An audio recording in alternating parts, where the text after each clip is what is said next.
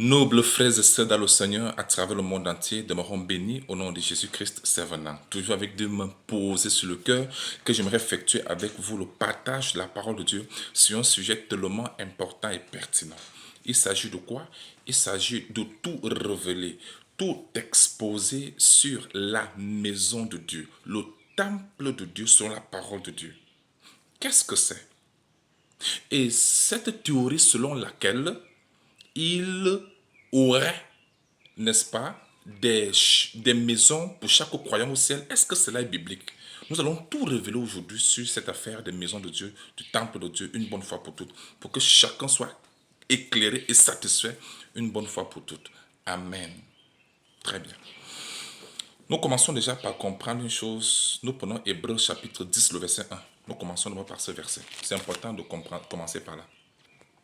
La Bible dit: en effet, la loi qui possède une nombre des biens à venir et non l'exacte représentation des choses ne peut jamais, par les mêmes sacrifices qu'on offre perpétuellement chaque année, amener les assistants à la perfection. Ce verset montre ici qu'il y a deux testaments dans la Bible. Quand vous lisez la Bible, il faut bien comprendre qu'il y a deux testaments. Il y a l'Ancienne Alliance et la Nouvelle Alliance. L'Ancien Testament, le Nouveau Testament. Dans l'Ancien Testament, dans l'Ancienne Alliance, la Bible dit que cette loi-là possédait, c'était quoi? L'ombre des biens à venir. Donc, dans l'Ancien Testament, c'était ce qu'on appelle la préfiguration. Ce qu'on voit dans l'Ancien Testament, tout ça, c'était symbolique. Cela symbolisait les réalités en Christ. C'est écrit où? Colossiens chapitre 2, le verset 17. Je vous lis la version Semeur. Il dit: tout cela n'était que l'ombre des choses à venir. La réalité est en Christ. Donc, il y a deux testaments. Dans l'Ancienne Alliance, dans l'Ancien Testament, c'était l'ombre des choses à venir. Tout ce que vous voyez là-bas, tout c'était symbolique. Ça s'appelle la préfiguration.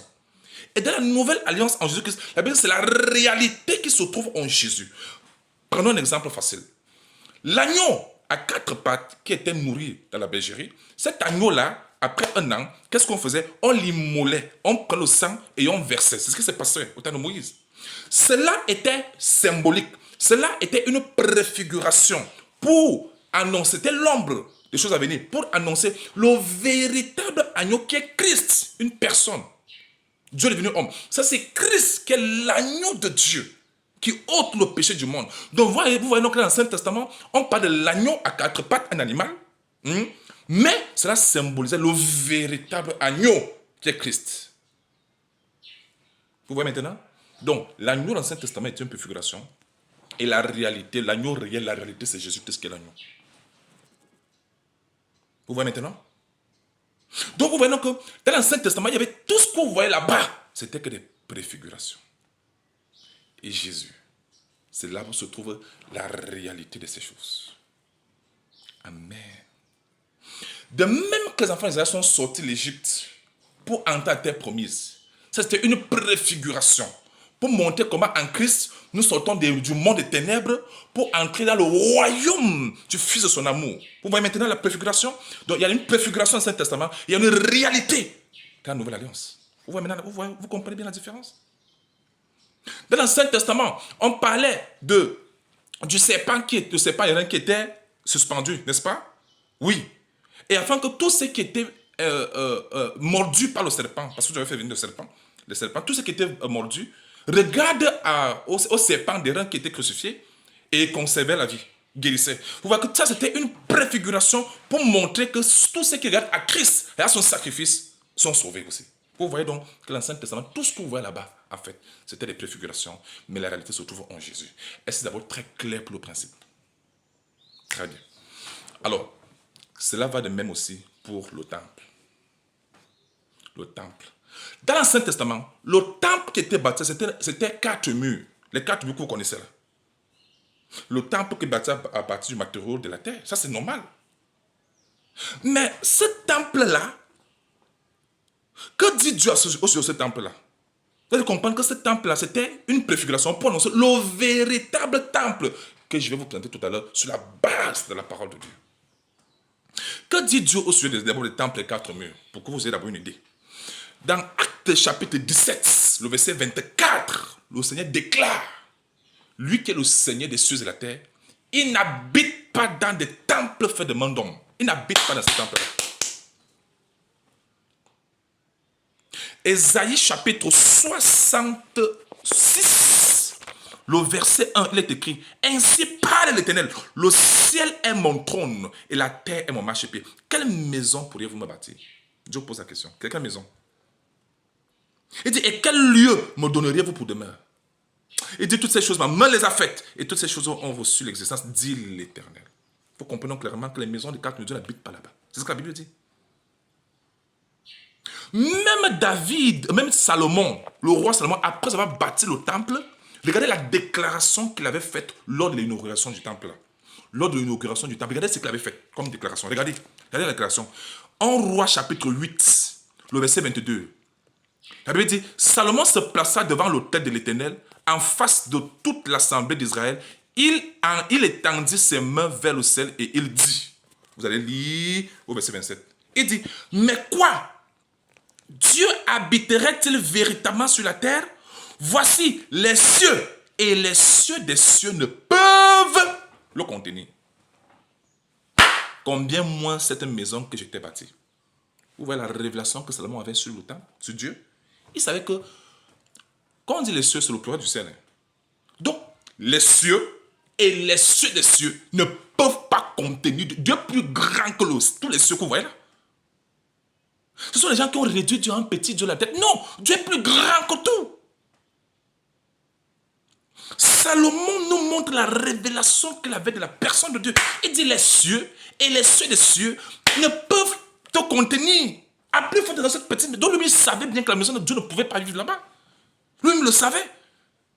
Pourquoi la génération n'a pas compris ça? Donc, le temple que Salomon avait bâti, sur l'ordre de Dieu, c'était symbolique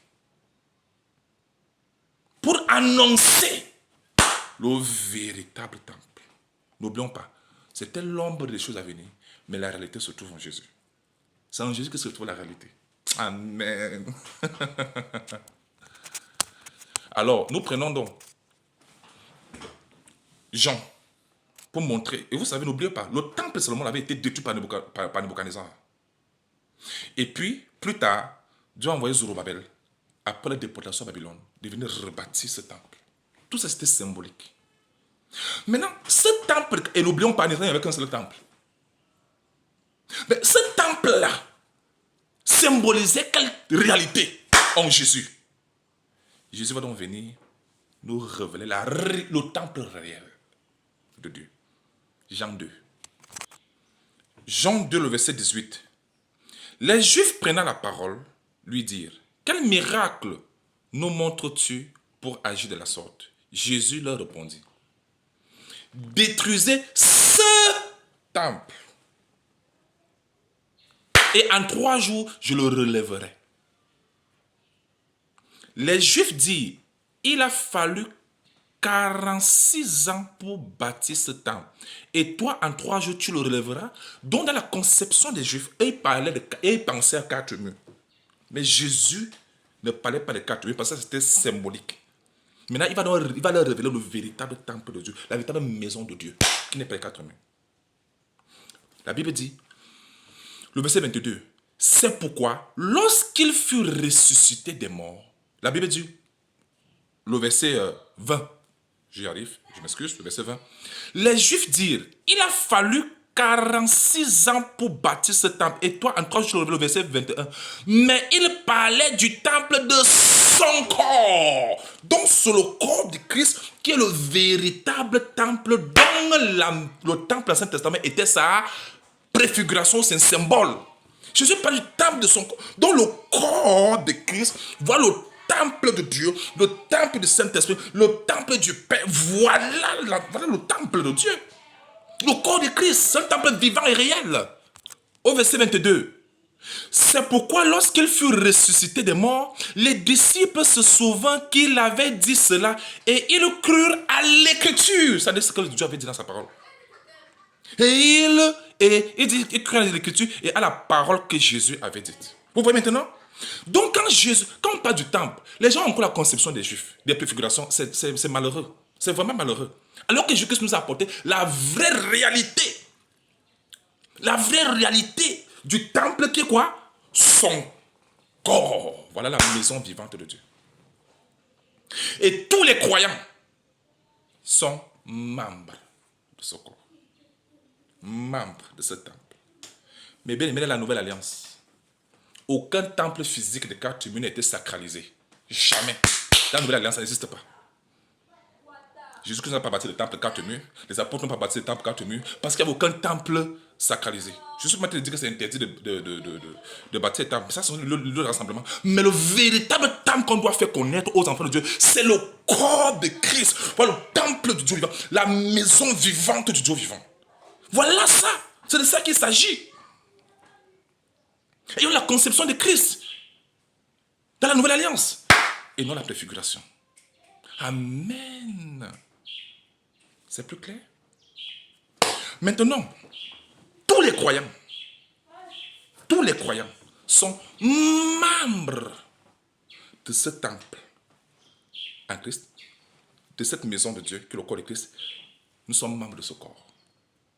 Chacun a sa place dans ce corps, dans cette maison de Dieu, dans ce temple de Dieu. C'est de ça qu'il s'agit. Maintenant, je vous sors le verset qui confirme cela. Nous prenons, n'est-ce pas, 1 Corinthiens. Mais avant cela, lisons d'abord la prière que Jésus avait faite, la prière sacerdotale.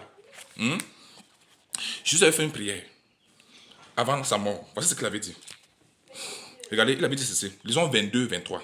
Il dit, je leur ai donné, n'est-ce pas, la gloire que tu m'as donnée, afin qu'ils soient un, comme nous sommes un. 23. Moi en eux, toi à moi, afin qu'ils soient parfaitement un. La prière de Christ, c'est que nous sommes parfaitement un avec lui, éternellement. Voilà la prière qui a été exaucée clairement. Voilà pourquoi quand il réussit entre les morts, lorsque nous prenons 1 Corinthiens 6, prenons d'abord 1 Corinthiens 12, commençons avec 1 Corinthiens 12, n'est-ce pas? Lisons directement le verset du verset 12.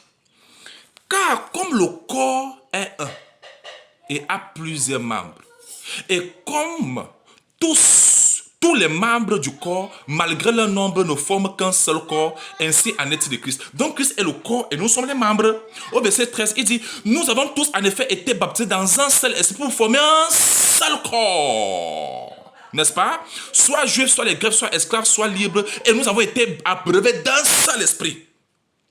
Quand vous continuez, vous allez voir comment il dit que la main ne peut pas dire ceci, l'oreille ne peut pas dire ceci. Au verset 18, il dit, maintenant Dieu a placé chacun des membres dans le corps.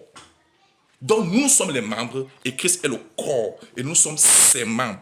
La Bible dit, maintenant Dieu a placé chacun des membres dans le corps comme il a voulu.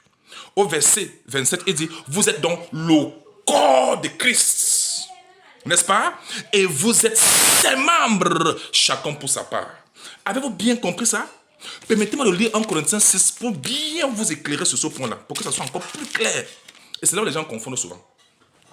1 Corinthiens 6, le verset 15, écoutez bien. Ne savez-vous pas que vos corps sont des membres de Christ? Donc, nos corps, les corps des croyants, chaque corps des croyants est membre du corps de Christ. Il y a une différence entre le corps de Christ et le corps des croyants.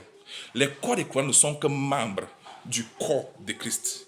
Donc il dit ici que vos corps, parlant des corps des membres, les corps des croyants, les corps là sont plutôt membres. C'est bon? C'est bon?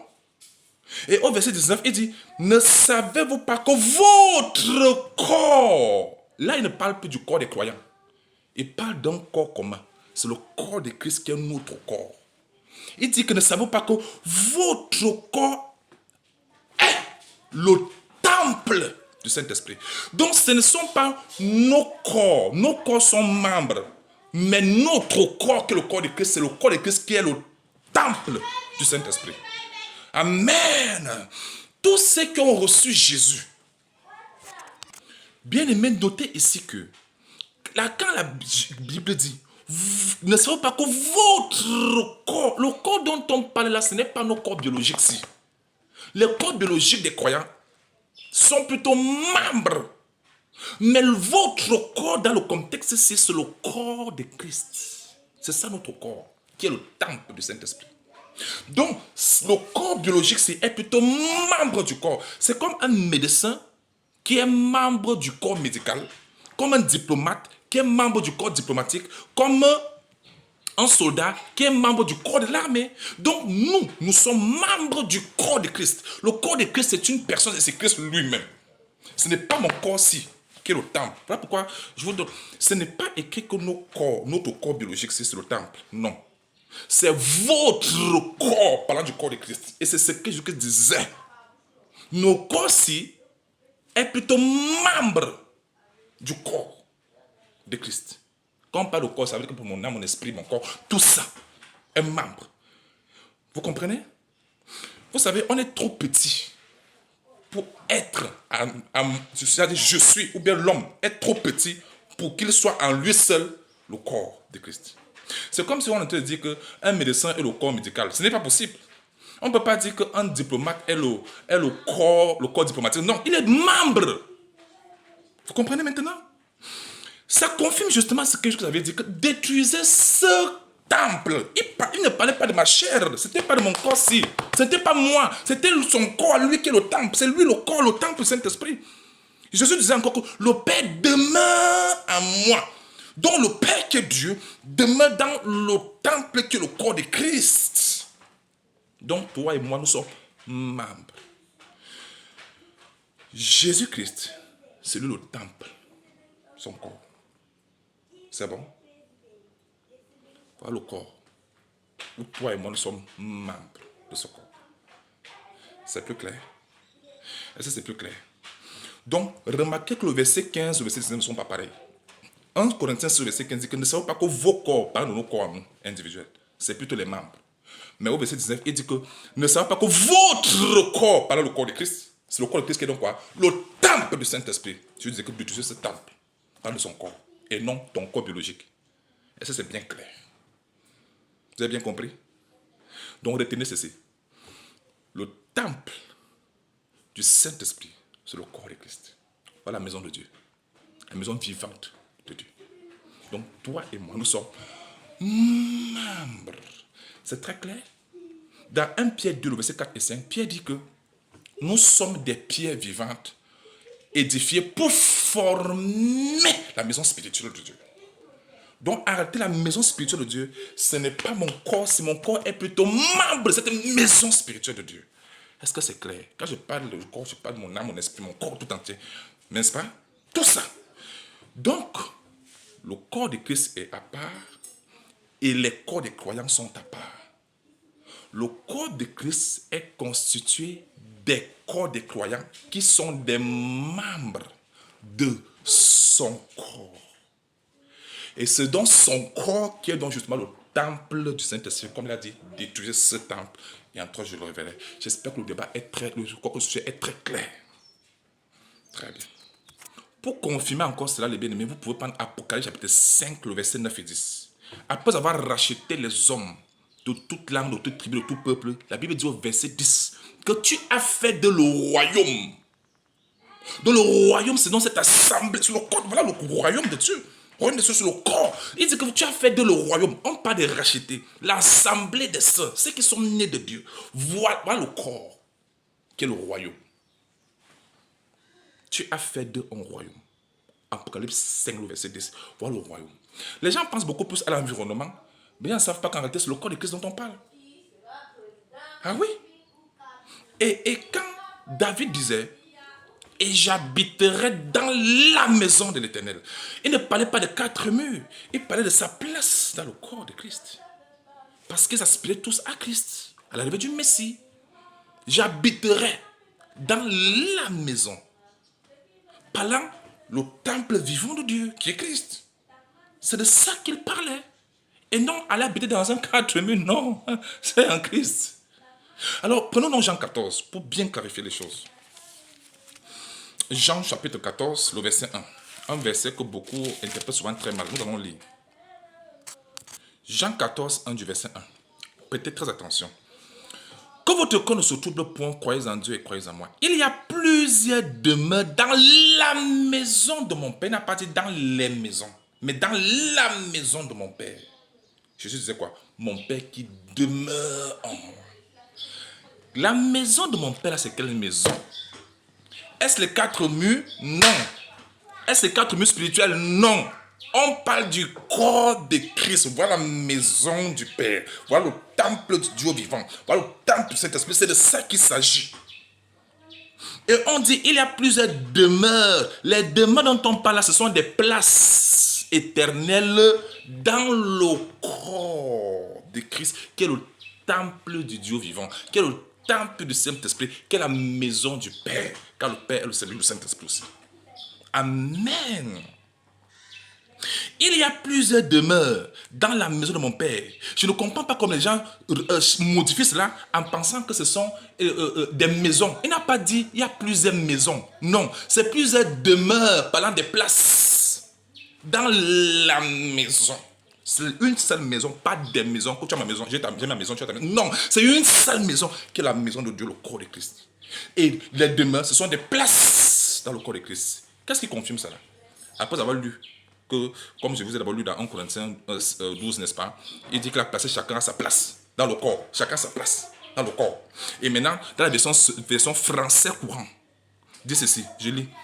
Il y a beaucoup de places dans la maison de mon Père. Ce sont des places, mais dans une seule maison que le corps de Christ. Comment les gens ont pu s'imaginer des quatre murs au ciel, ou bien sur la terre, ou le royaume de Dieu? Non! Il n'existe pas de maison de quatre murs faites à base ou c'est quoi? Non! C'est une seule maison. Dans la maison, l'article est défini. La maison de mon Père, qui est le corps de Christ vivant. Et les demeures sont des places éternelles. Quand David disait j'habiterai dans la maison, il parlait de sa place dans le corps de Christ. Et c'est ce que tous les prophètes, tous les gens dans l'Ancien Testament inspiraient. Avoir une place dans le corps de Christ qui est la maison de Dieu. N'oublions pas, dans l'Ancien Testament, c'était l'ombre des choses à venir, mais la réalité se trouve en Jésus. Colossiens 2, verset 17, la version Semeur. Et ça, c'est bien clair. Dans cette théorie selon laquelle chacun aurait sa maison au ciel là-bas, ça n'existe pas. C'est un mensonge. Jésus a prié pour que nous soyons parfaitement un avec lui éternellement. On a lu ça dans Jean 17, n'est-ce pas? Et cela s'est réalisé par son sacrifice à la croix. Mais bien aimé, toi et moi, à tous les croyants du monde entier, morts ou vivants, nous sommes tous membres du corps de Christ. À jamais. Chacun a sa place dans cette maison. Il n'est pas question de plusieurs maisons, mais une seule maison, chacun ayant sa place, sa demeure éternelle dans une seule maison. Dans un saint temple, le temple de Dieu. Est-ce que c'est très clair? Amen. Il dit, je m'en vais vous préparer une place. Cette place est la place d'autorité en tant que fils de Dieu. Les héritiers de Dieu. Amen. Et il dit, au verset 3, et lorsque je m'en serai allé et que je vous aurai préparé une place, je reviendrai et je vous prendrai avec moi, afin que là où je suis, vous y soyez aussi. Question, est-ce que nous sommes déjà assis avec le Seigneur dans le lieu céleste en Jésus-Christ? Est-ce que c'est déjà fait ou pas? C'est déjà fait. Sur le Éphésiens 2, verset 6, c'est clair. Que nous sommes assis avec lui dans les lieux célestes en Jésus-Christ. C'est déjà fait. Ça veut dire que cette parole d'écriture, c'est déjà accompli. Amen. Donc, là où le Seigneur est, là aussi se trouve le croyant. Car Colossiens 3 dit, notre vie est cachée avec Christ en Dieu. Il nous a ressuscités ensemble. Et il nous a fait asseoir ensemble dans les lieux célestes en Jésus-Christ. C'est déjà le cas. Là où Christ est, là aussi est son serviteur. Là aussi est son enfant. Là où Christ est, nous sommes membres de son corps. Comment pouvons-nous être membres de son corps et penser que là où Christ est, nous ne sommes pas là? Non, nous sommes avec lui. En tant que membres de son corps. Le Seigneur se dépasse avec tout son corps. Et nous sommes membres de son corps. Là où Christ est assis, c'est également là où toi et moi nous sommes assis. Si nous sommes vraiment nés de nouveau, nous sommes assis avec lui. Donc cette parole s'est déjà accomplie. Alors, on reprend le verset 3. Et lorsque je m'en serais allé, remarquez le contexte, juste que ce n'était pas encore mort. Il n'était pas encore mort quand il faisait cette déclaration. Voilà pourquoi il dit que et lorsque je m'en serais allé, il parle de sa mort, sa résurrection et son ascension, sa montée. Il dit, et que je vous aurais préparé une place en tant qu'héritier. Il dit, je reviendrai. C'est-à-dire, quand le Spirit de Dieu était venu, c'était juste qu'il revenait. Il a dit, voici, je vais vivre tous les jours jusqu'à la fin du monde. Le voici. C'est son esprit qui demeure en nous. On n'a pas venir que Christ est en toi. Christ est en moi. Christ est là. Il est là spirituellement. C'est son esprit qui est là. Amen. Bien que ce ne soit plus sa chair, mais c'est son esprit. Jésus-Christ est là. Il dit, je reviendrai. Il est revenu réellement, spirituellement. À ne pas confondre quand il apparaîtra au jour de l'enlèvement. Le Seigneur est là. N'est-il pas là? Le Seigneur est là. Il est venu. Il est revenu vraiment par son esprit. Amen. Il dit, et je reviendrai et je vous prendrai avec moi. Quand cet esprit est venu, il est entré aux croyants. Et maintenant, nous avons été baptisés dans un seul esprit pour former un corps. Donc, quand cet esprit est venu, il nous a amenés spirituellement à être assis avec lui, en tant que membre de son corps. Toi qui as le Saint-Esprit, oui, le Saint-Esprit est entré en toi, mais l'Esprit de Dieu t'a donc amené à être membre du corps de Christ. Amen. Afin que là où Christ est, toi aussi tu y sois. Il dit ici que je vous prendrai avec moi. Jésus-Christ nous a pris spirituellement. Il dit afin que là où je suis, vous y soyez aussi. Le Christ est assis, nous sommes assis avec lui spirituellement. Dans cette parole de l'Écriture, c'est déjà accompli clairement. Mais au jour de l'enlèvement, au jour du son de la trompette, l'enlèvement, bien que nos esprits soient avec le Seigneur, nos corps maintenant, soit morts, soit vivants, ressusciteront et se transformeront donc en corps céleste, corps immortel, corps incorruptible, pour aller à la rencontre du Seigneur dans les airs. Mais nos esprits sont déjà là-bas. Ce n'est pas pour dire que c'est à ce temps-là qu'on va se séparer du corps de Christ. Non, même nos corps, même, c'est comme ça. Là. Tout ça, c'est le membre du corps de Christ. Mais sauf que le corps, la chair, le Seigneur n'irrite pas le royaume. Donc le corps, c'est se revêtir du corps céleste, n'est-ce pas? Être transformé en corps céleste pour aller à la rencontre du Seigneur dans les airs, n'est-ce pas? C'est ça l'enlèvement que nous attendons tous. C'est bon? Mais nos esprits sont déjà avec lui. À jamais. Amen. Donc, ça veut dire que même si le corps est encore comme ça, quand il va se changer, il ira toujours là-bas en tant que membre du corps de Christ. On ne va jamais se séparer de Christ. Soit vivant, soit mort, jamais. Le corps de Christ ne va jamais se désintégrer pour que chacun ait dans sa maison carte mue. Jamais. Nous demeurerons avec lui. Il dit ainsi, nous demeurons avec le Seigneur. Dans 1 Thessaloniciens chapitre 4. Ainsi, nous serons toujours avec le Seigneur. Toujours. Amen. Est-ce que c'est bien clair? En conclusion, pour résumer cette affaire, c'est très facile. Le temple dans l'Ancien Testament était une préfiguration. Comme le temple avait été renversé par le roi Nabuchodonosor et que le temple a été rebâti par Zorobabel, cela démontrait déjà la réalité que Christ devait mourir, détruire ce temple et Christ devait ressusciter et en 3 jours je le reverrai. Donc c'est le temple de Christ qui est dans le temple réel. Parce que l'Ancien Testament était l'ombre des choses à venir, mais la réalité se trouve en Jésus. Le temple réel, ce n'est pas les 4 murs que les gens fréquentent. Non, ce n'est pas de ça. Ce n'est pas le temple là-bas. Parce que Dieu n'habite pas le temple de mon homme. Mais le temple dont il te parle là, c'est le corps de Christ. Es-tu membre du corps de Christ? Tu peux pas appartenir à tous les grands temples du monde entier. Mais est-ce que tu appartiens au temple réel qui est le corps de Christ? Et tous les croyants sont membres de ce corps. Et c'est donc ce corps-là de Christ-là qui est dans le temple du Saint-Esprit. Il dit votre corps, parlant d'un corps qui est le corps de Christ, c'est le temple du Saint-Esprit. Pendant que vos corps sont les membres du corps de Christ. En Corinthiens 6, le verset 15 au verset 19. Et ça, c'est bien clair. Et maintenant, quand Jésus disait donc qu'il y avait donc plusieurs demeures dans la maison qui passait sur le corps de Christ, les demeures pas de plusieurs places pour chacun, dont les prophètes aspiraient, j'habiterai la maison du Seigneur, dans la maison de l'Éternel, tous les jours de ma vie. C'est ça qu'ils aspiraient. C'était l'aspiration des prophètes, animés par l'Esprit de Christ. Ils aspiraient à appartenir au corps de Christ, qui est la véritable maison réelle de Dieu. Donc ces gens n'étaient pas satisfaits des maisons physiques. Et ils attendaient, en ce temps-là, ils attendaient la véritable maison vivante qui demeure éternellement, qui ne sera jamais détruite. C'est le corps de Christ. Toi, enfant de Dieu, Tu es membre du corps de Christ et tu demeures à jamais en Jésus-Christ. C'est ça que Apocalypse dit, l'Apocalypse verset 10, que c'est ça le royaume. Amen. Est-ce que c'est plus clair pour tout le monde? God bless you. Toutes vos questions et préoccupations sont les bienvenues. Conclusion. Jésus-Christ, c'est lui, notre maison vivante du ciel. Jésus-Christ est notre temple. Parce que Christ est tout et en tous. Colossiens 3:11. Il est tout et en tous. C'est Christ notre royaume. C'est Christ notre paradis. Le paradis de Dieu est vivant. Même le livre d'Apocalypse, même quand on parlait des parvis, de ceci, des choses, tout ça c'était des descriptions pour décrire la gloire spirituelle avec des termes physiques. Ça s'appelle qu'il y a des parvis là, parce que dans le livre d'Apocalypse, tout ce qui est utilisé là-bas sont des choses symboliques. Ce sont des styles de figures.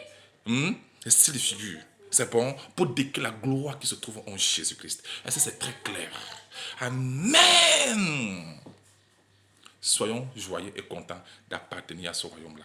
Le royaume de Dieu. Christ est notre royaume. Christ est la maison vivante de Dieu pour nous. Christ est le temple vivant de Dieu. Christ est notre vie éternelle. Christ est tout. Il est notre Pâque. Christ est tout.